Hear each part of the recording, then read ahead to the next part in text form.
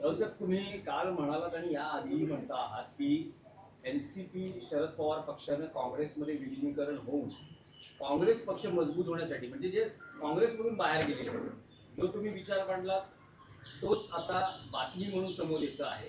असं कळतंय की यापूर्वीच एनसीपी शरद पवार पक्षाकडून काँग्रेसला तसा प्रस्ताव दिला गेलेला आहे. तुमच्या मुद्द्यासंदर्भात सुप्रिया सुळेंना जेव्हा विचारलं तेव्हा त्या म्हणाल्या की आम्ही त्यांच्या सूचनेची नोंद घेऊ आणि आज सकाळी नाना पटोले हे अचानक दिल्लीला रवाना झाले, त्यांना पक्षश्रेष्ठीने बोलवले. मी कोणत्याही पक्षाचं व्यक्तिशः नाव घेऊन बोलत नाही. माझं इतकंच म्हणणं आहे की सध्या जी लोकशाहीची, संविधानाची आणि एकंदरीतच देशातल्या सर्व संस्थांची अवस्था पाहता गेल्या 12 वर्षातली काँग्रेस पक्ष अधिक मजबूतीनं समोर आला पाहिजे. राहुल गांधी तसे प्रयत्न करतायत, कष्ट करतायत, पण त्यांना अधिक मजबूती मिळण्यासाठी काँग्रेस पक्षातून वेळोवेळी अनेक घटक, अनेक नेते बाहेर पडले. त्यांनी पुन्हा एकत्र येऊन मूळ काँग्रेस मजबूत करावी ही भूमिका मी मांडली. आता या संदर्भात कोणत्या घटकानं काय करायचं हा त्यांचा प्रश्न आहे, पण मला असं दिसतं की त्या संदर्भात राष्ट्रीय स्तरावर आता एक डिबेट सुरू झाला आहे, चर्चा सुरू झाली आहे आणि काही हालचाली सुरू झाल्या आहेत. त्याचं स्वागत केलं पाहिजे. दुसरा विषय आपल्यासमोर मी काल एक मांडायचा राहून गेला नाही, आपण पण मांडला नाही. अयोध्येतल्या राम मंदिरात श्रीरामाच्या दानपेटीतून आतापर्यंत 5 कोटी रुपयाचा अपहार झाल्याची बातमी धक्कादायक आहे. 5 कोटी रुपयाचा अपहार झाला हे एक प्रकरण समोर आलं. प्रत्यक्ष अयोध्येच्या मंदिरामध्ये रामाच्या दानपेटीतून, त्याला चढावा म्हणतात, तिथे दान म्हणतात, त्या दानपेटीलाच हात घालण्याचं धाडस कोणता हिंदुत्ववादी करू शकेल? तुम्ही उठसूट अतिरेक्यांपासून धोका आहे राम मंदिराला, हे अतिरेकी घुसले, ते अतिरेकी घुसले. मग हे अतिरेकी कोण आहेत? जे CCTV कॅमेरा दिसत आहेत आणि नंतर जेव्हा हे लक्षात आलं तेव्हा ते CCTV फुटेज गायब करण्यात आले. राम मंदिराची, त्या ट्रस्टची संपूर्ण व्यवस्था ही भारतीय जनता पक्ष आणि राष्ट्रीय स्वयंसेवक संघाच्या परिवाराकडे आहे. मग हे घरातले चोर आहेत का, दरोडेखोर आहेत का? याच्याविषयी अद्याप नरेंद्र मोदी, ज्यांना 12 वर्ष झाली प्रधानमंत्री पदाला आणि ज्यांनी एक मोठा सोहळा केला आणि मला वाटतं 8-10 दिवस मंदिरात बसून व्रत आणि तप केलं, त्या मंदिरामध्ये प्रभू श्रीरामाचे 5 कोटी रुपये चोरणारे कोण आहेत? हे 100% भारतीय जनता पक्षाचेच लोक आहेत. हे कळल्यापासून आम्ही अस्वस्थ आहोत. शिवसेना पक्षप्रमुख उद्धव ठाकरे अस्वस्थ आहेत. काल त्यांच्याने आमची चर्चा झाली आणि असं ठरलं आहे आमचं साधारण की बहुतेक आपल्याला रामाचं परत बोलवणं आलेलं आहे अयोध्येमध्ये. आम्ही यावं पुन्हा एकदा आणि या विषयाला तोंड फोडावं तिथे बसून. आम्ही स्वतः म्हणजे शिवसेना किंवा शिवसेना पक्षप्रमुख उद्धव ठाकरे हे सुरुवातीला राम मंदिर उभं राहत असताना ज्यांनी मोठी देणगी दिली 1 कोटी रुपये त्या काळात, ते आम्ही आहोत. त्याच्यामुळे आम्हाला त्या देणग्यांचं महत्त्व माहिती आहे.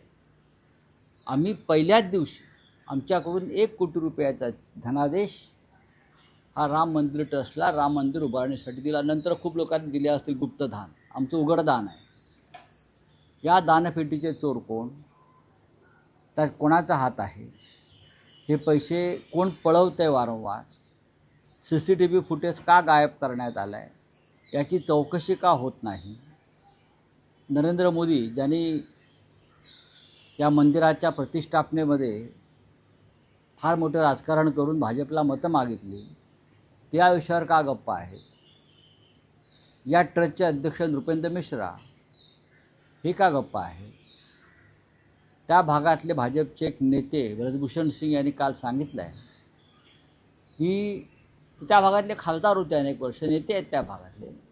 राम जन्मभूमीच्या आंदोलनात ते होते. ते म्हणतात की माझ्याकडे पूर्ण माहिती आहे, पण ही इतकी मोठी माणसं आहेत की माझ्या जीवाला धोका निर्माण होईल मी काय बोललो तर. म्हणजे असं काय आहे की राम मंदिर लुटण्याच्या या प्रक्रियेमध्ये कोट्यावधीचे नक्की कोण सहभागी आहे, ज्याची ब्रजभूषण शरण सिंग यांच्यासारख्या बाहुबलीलाही भीती वाटते. हा अत्यंत गंभीर विषय आहे आणि आम्ही लवकरच आमची जी जाण्याची योजना आहे ती जाहीर करू. नक्कीच नक्कीच. आमचं काल चर्चा झाली, मी त्यांच्या कानावर ही सगळी माहिती घातली. त्यांनाही त्याविषयी माहिती होतीच आणि तेही अस्वस्थ आहेत की जर हे लोक राम मंदिरात चोऱ्या करू शकतात तर निवडणुका चोरणं, मतं चोरणं, बरं विजय चोरणं हे काहीच नाही यांच्यासाठी. यांना राम मंदिरातली दानपेटीतले 5 कोटी चोरताना जर भीती आणि लाज वाटत नसेल तर मतं चोरणं, EVMचा ताबा घेणं, हा अख्खी निवडणूक ताब्यात घेणं, संविधान ताब्यात घेणं, याचं त्यांना काहीच वाटणार नाही. पण रावसाहेब, तुम्ही जेव्हा भूमिका मांडताना असं म्हणतात की खूप मोठी माणसं आहेत, ब्रिजभूषण शरण यांनी असं ब्रिजभूषण सांगितलेलं शरण सिंग सांगतात. आहे. तर समजा जर ह्या प्रकरणाची दखल घेतली जात नसेल तर शिवसेना उद्धव बाळासाहेब ठाकरे पक्षाच्या वतीनं या संदर्भात काही तक्रार नोंदवली जाणार आहे का, की जेणेकरून असं आहे त्याची की चौकशी सुरू होईल? असं आहे की तक्रार कशा करता नोंदवायला पाहिजे. अनेक गोष्टी उघड झाल्या, अनेक गोष्टी उघड झाल्या. आम्ही अयोध्येत जाऊन तक्रार दाखल करण्याचा नक्की प्रयत्न करू. अनेक गोष्टी उघड झालेल्या आहेत. पैशाची अफरातफर झाली आहे मोठ्या प्रमाणात, हे सिद्ध होत आहे. CCTV फुटेजला पैसे चोरताना दिसत आहेत दानपेटीतले आणि नंतर अचानक ते CCTV फुटेजसुद्धा जशी मतं चोरतात तसे ते फुटेजसुद्धा चोरलं गेले राम मंदिरातलं. या देशावर रामाचं राज्य नसून चोरांचं राज्य आहे, इतकंच मला म्हणायचं आहे.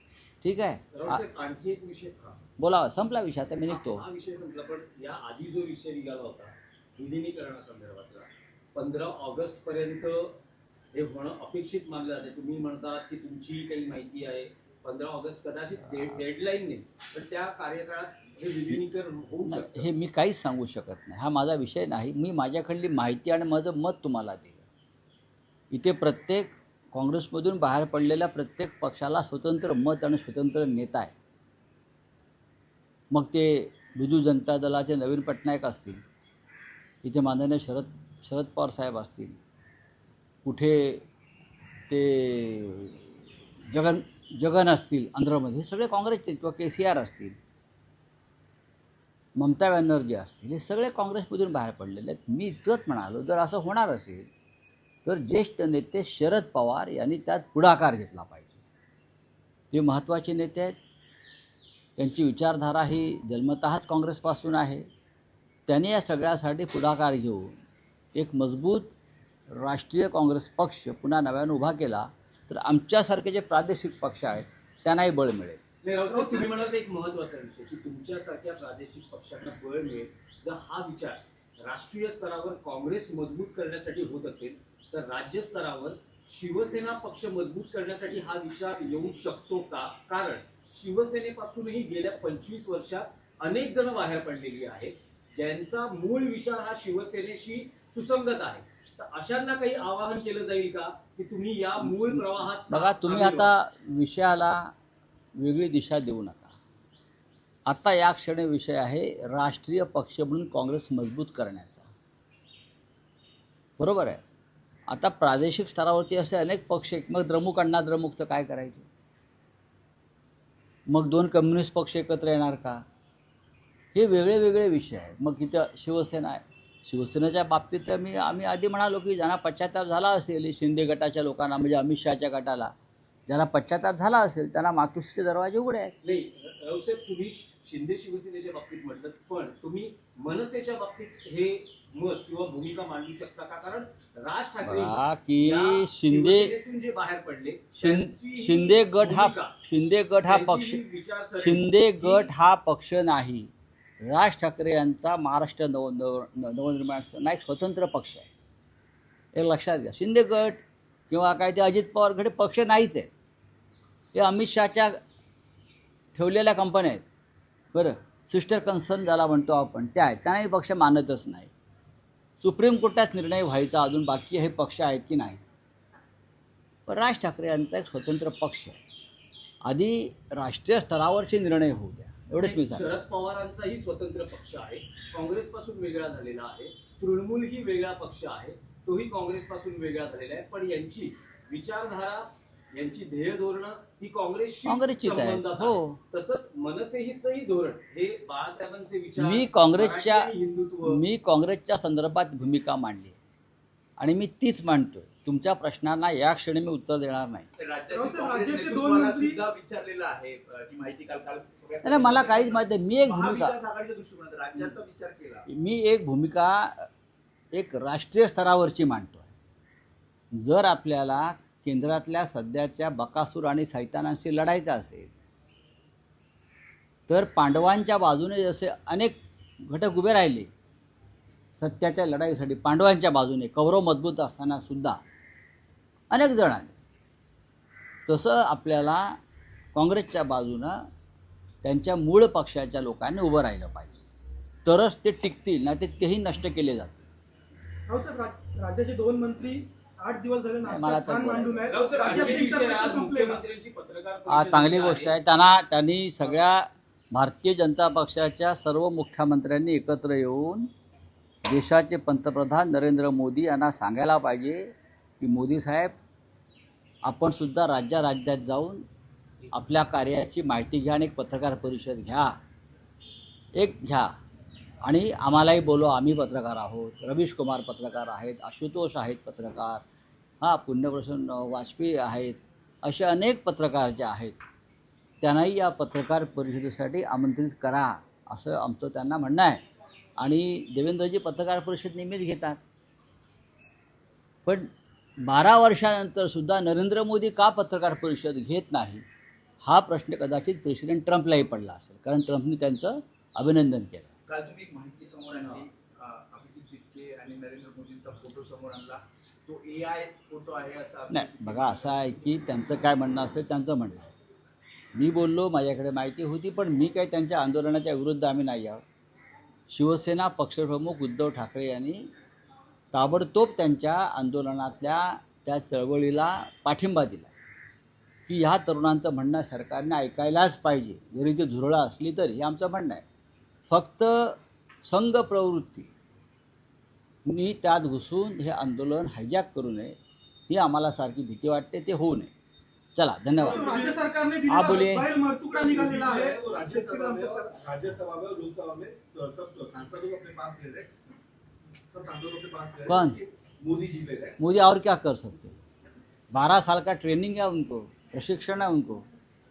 वो कौशल विकास योजना मंत्रालय जो बनाया है वो इसीलिए बनाया है, उनके पास यही कौशल है. इसकी वजह क्या है? उनकी वजह कुछ नहीं, डर है और क्या है, डर है और नशा है सत्ता का.